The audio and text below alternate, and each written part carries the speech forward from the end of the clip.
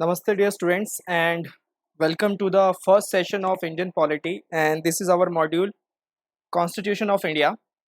And the topic we are going to take is Indian citizenship, right? तो आज हम जो पढ़ने वाले हैं वो है भारतीय नागरिकता, that is Indian citizenship. And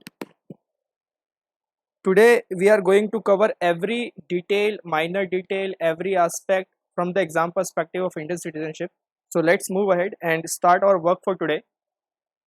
So as you can see on the left side of your screen, we have a image of Indian passport and it is printed as Republic of India, right? So Indian citizenship is very important topic and it is a hot issue right now uh, due to Citizenship Amendment Act, right? So Indian citizenship comes under part 2 of Indian Constitution and it covers articles from 5 to 11. This is the most important thing that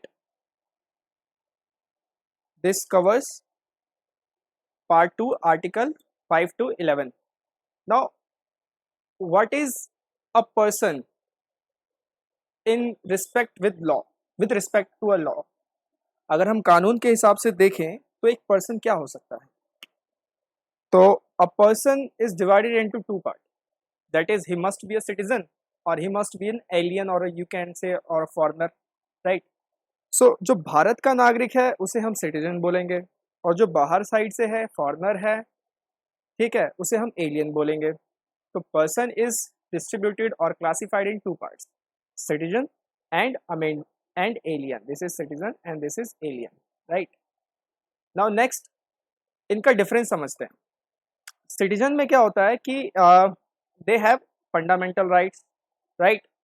they have eligibility to hold some office post, or you can say office like president, vice president, supreme court, high court judge, attorney general, governor of states, advocate general. Like they can also participate in elections of Lok Sabha, state legislature, and the most important thing, the only Indian citizen enjoy fundamental rights like article 15, 16, 19, 29, 30. This is only applicable to the citizen of India, not foreigners. This is very, very, very important. Very important. Article number 15, 16, 19, 20. 15, 16, 19, 29, 30.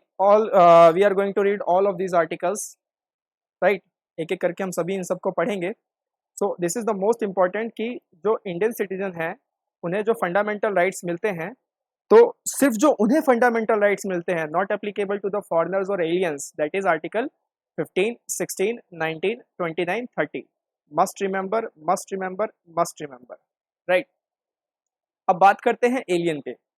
Alien according to our law, alien is divided in two parts, right? First there is friendly alien and second there is enemy alien, right? So obvious सी बात है, जो हमारा दोस्त होगा उसको हम थोड़ी सी ज़्यादा प्रिविलेज देने की कोशिश करेंगे with respect to our enemies. So friendly aliens enjoys more rights and privileges as compare to the enemy aliens, right? और फंडामेंटल राइट्स फ्रेंडली एलियंस पे या फिर कह सके एलियंस पे सारे एप्लीकेबल है एक्सेप्ट दोज 15, 16, 29, 30. क्यों? Because these articles are only applicable to Indian citizen, not foreigners, not aliens, right? So इनको छोड़ के बाकी सारे जो आर्टिकल्स हैं फंडामेंटल राइट के, they are all applicable to citizen also and alien also, right? आगे चलते हैं.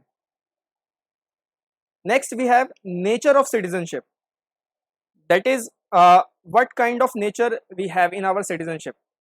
तो सबसे सीधी बात एंड नो बकवास, that Indian citizenship provides only single citizenship. हमारे यहाँ पे डुअल सिटीजनशिप का कंसेप्ट ही नहीं है. We only follow the single citizenship. So dual citizenship कहाँ पे फॉलो होता है? Like America.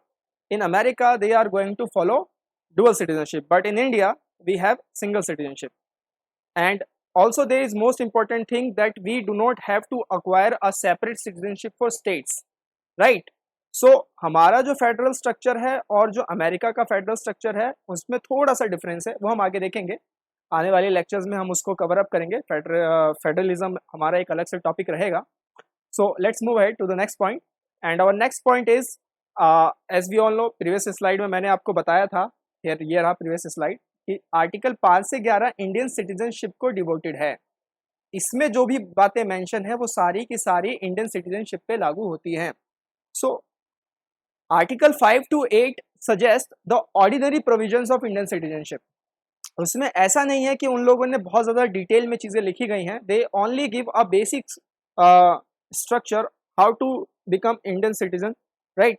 एंड बाकी जो पावर हैं, power to regulate the right to citizenship, ये सारी जो बिल्कुल माइनर जो डिटेल प्रोविजंस पे जब बातें आती हैं, तो these are all vested with Indian parliament through article 11। तो ये सारी की सारी इंडियन पार्लियामेंट में ही जाती हैं। ओके, नेक्स्ट, अब इंडियन पार्लियामेंट को अगर अपने पावर्स का इस्तेमाल करना है in order to exercise their powers with respect to Indian citizenship obviously, then parliament enacted Indian citizenship act 1955। तो हमारी संसद ने 1955 में एक सिटीजनशिप एक्ट पास किया। अब था क्या इस एक्ट में? इस एक्ट में कुछ बातें कही गई। क्या बातें कही गई? They said that in this act there are 5 modes of acquiring Indian citizenship. From 5 types of ways, or you can say from 5 ways, one can acquire or one can become an Indian citizen. How? First, by birth. One can acquire Indian citizen by birth. What is this condition? Born in India or on after 26 Jan 1950, right? Second, by descent. Descent we have, and descent suggest, this is descent. Descent suggests born on or after 26 Jan 1950 anywhere in world, कहीं पे भी अगर वो पैदा हुआ है, to parents who are Indian citizens at the times of person's birth. जैसे suppose कीजिए कि मेरा जन्म हुआ और उस टाइम पे हम कहीं बाहर थे और मेरे माता पिता उस वक्त इंडियन सिटीजन्स थे, उनके पास वो खुद को इंडियन सिटीजन कहते थे, तो by descent I am also called as an Indian citizen, right. इसका ये मतलब है डिसेंट, वंश के आधार पे, हिंदी में से वंश के आधार पे कहते हैं, बाय बर्थ, जन्म के आधार पर, right. Next is by registration, this is also an important aspect. इसमें क्या होता है, you have to register themselves before the concerned authority, like there is a singer Adnan Sami, जिनको बाय रजिस्ट्रेशन के थ्रू इंडियन सिटीजनशिप मिली थी, राइट। तो इसमें बाय रजिस्ट्रेशन हम प्रोसेस को पूरा करते हैं। इसमें आपके आते हैं NRIs, PIO, OCI, राइट, ये सब चीज़ें इसके अंदर आती हैं। And bye naturalisation, this is also very very important. Naturalisation हम इसको डीप में पढ़ेंगे आने वाले लेक्चर्स में, बिकॉज जो CA का मुद्दा है वो इसी से जुड़ा हुआ है। जो CA है आपका, सिटीजनशिप अमेंडमेंट एक्ट, वो पूरा इसी से एसोसिएटेड है। तो foreigner who applies for naturalisation to government of India, right. And the fifth is very simple, by incorporation of territory, कि भारत अगर किसी भी इलाके को अपने क्षेत्र में शामिल करता है, तो वो जो इलाके हमारे क्षेत्र में आए हैं, तो उनमें जो रहने वाले लोग हैं वो भी by this provision can become Indian citizen automatically. So when India acquires new territories like Sikkim year याद रखिएगा, बहुत सारे एग्जाम्स में these years are very crucial years. So पूछ सकते हैं मैच द कॉलम के टाइप में, या फिर मल्टीपल ऑप्शंस बना के पूछा जा सकता है कि इनमें से 1 2 3 कौन से सही हैं, राइट। सो इन सिक्किम 1975 में इसका विलय हुआ था भारत में।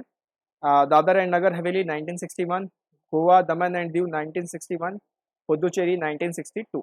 सो this is how there are 5 ways to acquire Indian citizenship as per Indian Citizenship Act 1955.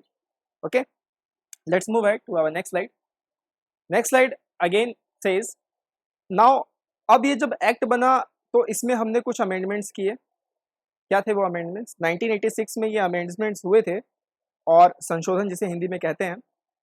In this act was amended to restrict the refugees, that is refugees, एक ही इसमें गायब है, sorry for that. So to restrict the refugees coming to India from Bangladesh, Sri Lanka and many other nations and prohibiting them for acquiring Indian citizenship.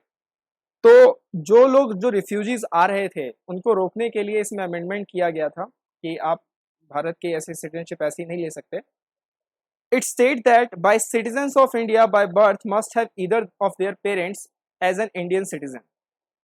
ठीक है, इसी amendment act में एक चीज और की गई थी कि जो बाय बर्थ का जो कंसेप्ट था, ये पीछे हम देखें जरा, ये बाय बर्थ के जो कंसेप्ट था, इस बाय बर्थ में 1986 से पहले क्या था कि 1986 से पहले ये बात कही गई थी कि आइदर जो पर्सन बाय बर्थ अपने आप को क्लेम कर रहा है इंडियन सिटीजन, उसके दोनों पेरेंट्स या तो इंडियन सिटीजन होने चाहिए या फिर फादर उसका इंडियन सिटीजन होना चाहिए, मेल मेंबर. तो 1986 में इसको चेंज करके इसमें अमेंड करके ये बोला गया कि either of their parents, here this is here, either of their parents वो इंडियन सिटीजन होने चाहिए. सो दोनों और मेल का जो कंसेप्ट था उसको हटाया गया यहाँ से. It also increase the time period for acquiring the citizenship by registration from 6 months to 5 years. तो इसमें रजिस्ट्रेशन का पीरियड जो पहले 6 महीने हुआ करता था उसे 5 महीने कहा गया, और अब तो रजिस्ट्रेशन का पीरियड फिर से 5 साल कर दिया गया है. वैसे बेसिकली 6 साल का रजिस्ट्रेशन का पीरियड होता है, इससे पहले 7 years का था, राइट. आगे पढ़ेंगे उनको हम इन सभी चीज़ों को. Next we have citizenship act 2003, most important. इसमें first time we have celebrated the Bharatiya Pravasi Bharatiya Divas on 9 Jan 2003. This is important date because जो NRI भारतीय प्रवासी दिवस है वो 9 जनवरी को मनाया जाता है. और आप लोग मुझे कमेंट्स में ये बताएंगे कि ये 9 जनवरी को ही क्यों मनाया जाता है और इस साल का थीम क्या था भारतीय प्रवासी दिवस का. तो ये आपको कमेंट करके बताना है मुझे, ओके. एंड इसको स्टार्ट किया था Indian AB Vajpayee, Indian prime minister Atal Bihari Vajpayee ji ने. और उसमें उन्होंने ये कहा था कि we are announcing to grant a dual citizenship to PIO, person of Indian origin. So उससे पहले हम समझते हैं कि PIO होता क्या है, राइट. तो अगर हम देखें यहाँ पे we have 3 kinds of people. First is NRI. NRI is a kind of a person who holds an Indian passport and immigrated to another country for employment and education for more than 6 months. तो मैं अगर किसी दूसरे देश गया हूँ employment के लिए, एजुकेशन के लिए, and I have spent more than 6 months there, and I am holding Indian passport also. I am still holding Indian passport, so I am called as an NRI. If अगर बात करें PIO की, person of Indian origin. Person of Indian origin it means persons ancestors born in India but not a citizen of India, then the person is called PIO. जैसे for example जैसे British time period में काफ़ी सारे Britishers ने यहीं पे शादी कर ली थी इंडियन फीमेल से, और उसके बाद उन्होंने जिन किड्स को बर्थ दिया तो वो सब जो थे they were not citizen of India but born in India. तो उनका जो आगे जो चीज़ें चलती रही उन्हीं को हम कहेंगे पर्सन. उनके आगे आने वाली जो पीढ़ियां होंगी उनको we are going to say person of Indian origin, right. Next we have OCI, overseas citizenship of India. ये इसी में इसकी स्थापना की गई थी. इस नाम को यहीं पे इन्वेंट किया गया था सिटीजनशिप एक्ट 2003 में. इसमें बोला गया था registration of all PIOs as OCI. आप यहाँ देख सकते हैं वेन डायग्राम में कि जितने भी PIOs थे उनमें से बाइफरकेट करके, उनमें से डिफ्रेंशिएट करके हमने OCI बनाया था, और उनको बोला गया था कि we are giving them citizenship. तो सवाल ये उठता है कि क्या ये डुअल सिटीजनशिप नहीं हो गई? Is it a kind of a dual citizenship? Answer is no. Why? Because this is not a dual citizenship because these people do not have political rights here, right? So इनके पास political rights नहीं है. These are Indians, these are NRIs, these are PIOs, और इसी का एक सब part बनाया गया OCI, जिसे 2011 में मर्ज कर दिया गया कि ये अब एक ही होंगे, ठीक है. पहले ये अलग अलग थे. ये बहुत ही इंपॉर्टेंट चार्ट है आप लोगों के लिए. इसको आप बहुत ही केयरफुली स्टडी कीजिएगा. It is a very most important chart, बहुत मेहनत से बनाया गया है फॉर यू गाइज. इसमें हमारे पास है resident, NRIs, PIOs, OCIs. Resident मूल निवासी, NRIs non returning Indians, and PIOs person of Indian origin, OCIs overseas citizenship citizens of India. And यहाँ पे कुछ चीज़ें हैं जैसे पॉलिटिकल राइट्स। अगर पॉलिटिकल राइट्स की बात करें तो रेजिडेंट और एनआरआईज के पास ही पॉलिटिकल राइट्स है, पीआईओज और ओसीआई के पास कोई पॉलिटिकल राइट्स नहीं है। मैंने आपको बताया था कि ओसीआई की जो सिटीजनशिप है उसे ड्यूअल सिटीजनशिप क्यों नहीं कहते, because they do not have political rights. Now अगर डुअल सिटीजनशिप की बात करें तो वो चारों में से किसी को भी नहीं है, because we follow single citizenship procedure, right, and US follow dual citizenship, याद रखिएगा।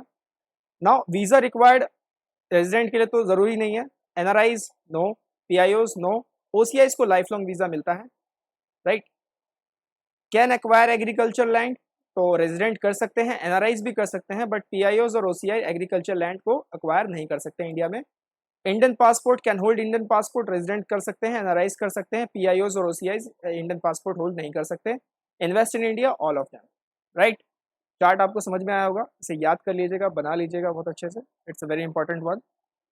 Next, the last slide for today's lecture, we are going to discuss loss of citizenship, how one person can lost his citizenship. So as per articles 5 to 8, Indian citizenship can be lost in three ways. There are particularly three ways जिससे हम अपनी नागरिकता को खो सकते हैं। First is रिनंशिएशन। रिनंशिएशन का मतलब होता है खुद से समाप्त कर देना। दिस इज कॉल्ड रिनंशिएशन, खुद से समाप्त कर देना, स्वयं से त्यागना।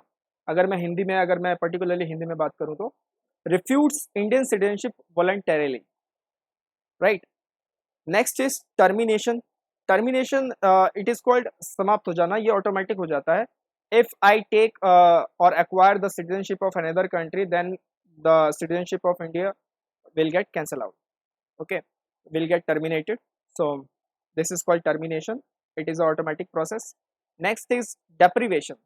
Deprivation is छीनना, ये this is operationable by law.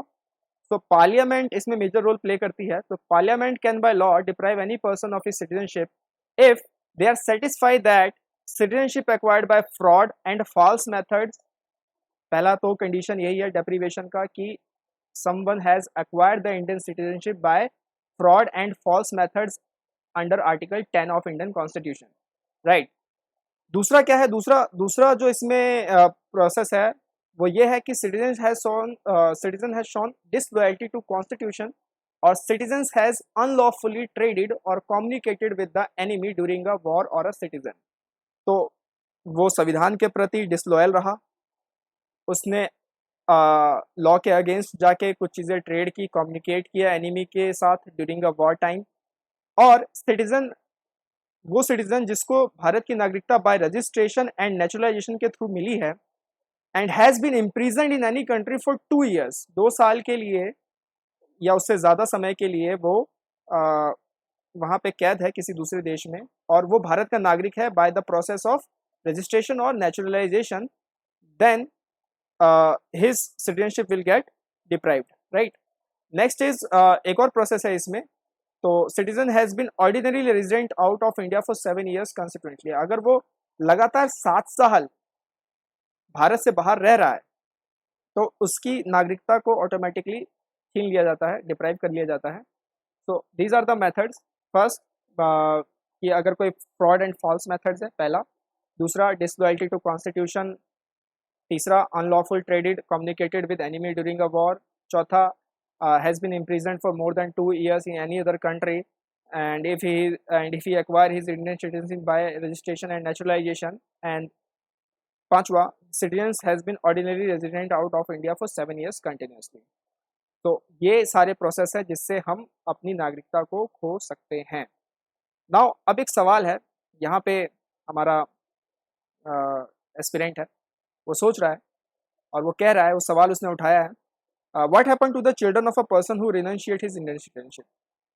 Suppose in renunciation one can refute Indian citizenship voluntarily. Suppose if I am refute to become an Indian citizen, then what will happen to my children? Will they be called as Indian citizen or not? So the answer is very simple. This is an exceptional case for the renunciation process. If a person renounces his Indian citizenship, every minor child of that person also loses Indian citizenship. If my child is a minor below 18, then he also loses Indian citizenship with me. But if he is a major, that is 18 plus, then he decides, he or she decides whether to resume their citizenship or not. तो इसका answer ये है, इसको बहुत अच्छे से याद रखिएगा. आई होप आपको यहाँ तक सारा समझ में आया होगा. मैं एक बार स्लाइड दोबारा से स्टार्टिंग से आपको दिखा देता हूँ किस तरीके से आज हमने चीज़ों को कवर अप किया है. This is our topic.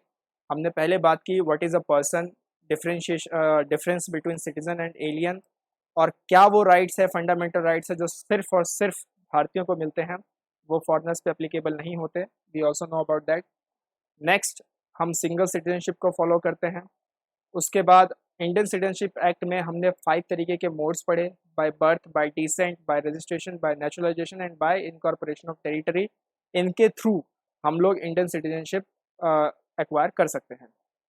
उसके बाद हमने इसका अमेंडमेंट पढ़ा कि इसमें क्या क्या बदलाव किए गए थे, रजिस्ट्रेशन प्रोसेस के पीरियड को किस तरीके से बढ़ाया गया था. After that we have studied about citizenship act 2003 जिसमें OCI ओवरसीज सिटीजनशिप का स्कीम लाया गया था and it is launch in 2005.